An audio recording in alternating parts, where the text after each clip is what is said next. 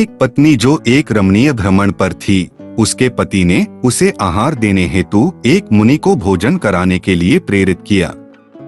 असंतुष्ट अवस्था में लौटने के बावजूद उसने मुनि को जहरीला भोजन परोसा, जिसके परिणामस्वरूप उसकी असामयिक मृत्यु हो गई। देखें कि राजा ने कैसे उसे उचित दंड दिया।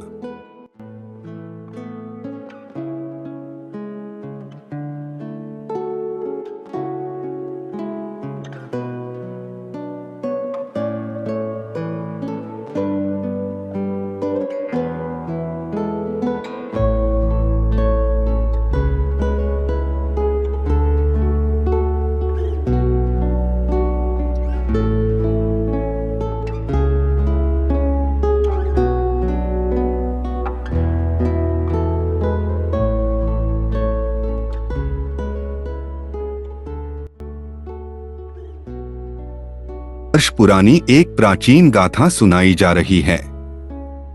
चंपापुरी के राजा मेघवान ने एक वार्षिक उत्सव मनाया, जो एक प्रिय परंपरा थी, जहां जनता आनंद मनाने के लिए एकत्रित होती थी। राजा प्रतिष्ठित व्यक्तियों के साथ सोमदत्त, सोमिल और सोमभूमि नामक एक धनी ब्राह्मण परिवार के 3 भाइयों सहित उत्सव में जा रहे थे। उनके साथ मित्राश्री, धूमाश्री और नागश्री नाम की 3 बहनें थीं, जिनका विवाह उपरोक्त भाइयों से हुआ था। रानी के साथ तीनों बड़ी उत्साह के साथ जा रही थीं।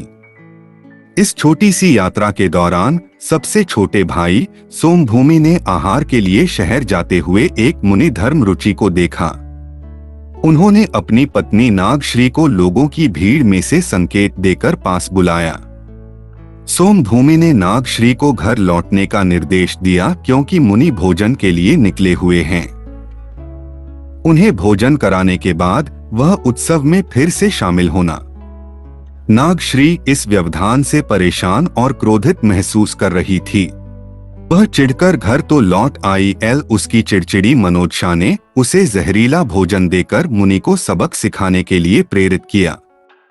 इस तरह के गंभीर अपराध के खिलाफ अपने घरेलू सहायक की चेतावनी के बावजूद यह एक निंदनीय कार्य है। नागश्री ने उनकी बात नहीं मानी।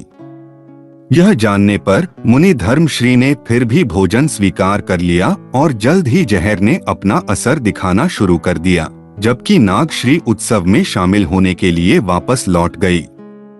मुनि गिर पड़े और उनका शरीर घातक परिणामों के कारण दम तोड़ दिया। उनकी आत्मा स्वर्ग चली गई। मुनि के शिष्यों ने उनके अंतिम संस्कार के लिए सामग्री की व्यवस्था की। शाम 4 बजे उन्होंने श्मशान घाट की ओर प्रस्थान किया। उस समय राजा और उसके साथी घर लौट रहे थे, तो उन्होंने यह दृश्य देखा, लेकिन वे समझ नहीं पाए कि मुनि के साथ क्या हुआ था। राजा ने अगले दिन मुनि की मृत्यु के कारण के बारे में पूछताछ करने का फैसला किया। घर पहुंचने पर तीनों भाइयों को नागश्री के जघन्य कृत्य के बारे में पता चला और वे स्तब्ध रह गए। उन्होंने उसे उचित रूप से डांटा और सब मिलकर उसके गंभीर कृत्य के लिए उपाय खोजा। अंततः भाइयों ने सांसारिक जीवन को त्यागने और अपने परिवार को गहन पापों के प्रायश्चित के लिए मुनि बनने का गंभीर निर्णय लिया। उनके निर्णय का उनकी पत्नियों ने समर्थन किया, जिन्होंने उन्हें उनकी आध्यात्मिक यात्रा पर प्रोत्साहित किया। हालांकि इस सामूहिक संकल्प के बीच नागश्री अपने इरादों और कार्यों को अधिक ध्यान न देते हुए विशेष रूप से चुप रहीं। उनकी चुप्पी आंतरिक उथल-पुथल और अधूरे तप पर एक मार्मिक टिप्पणी के रूप में काम कर रही थी। वे सभी 5 तपस्या के लिए जंगल की ओर निकल पड़े, जबकि नागश्री चुपचाप घर पर रहीं। घर के कर्मचारी और नौकर आसन्न उथल-पुथल से डरे हुए थे।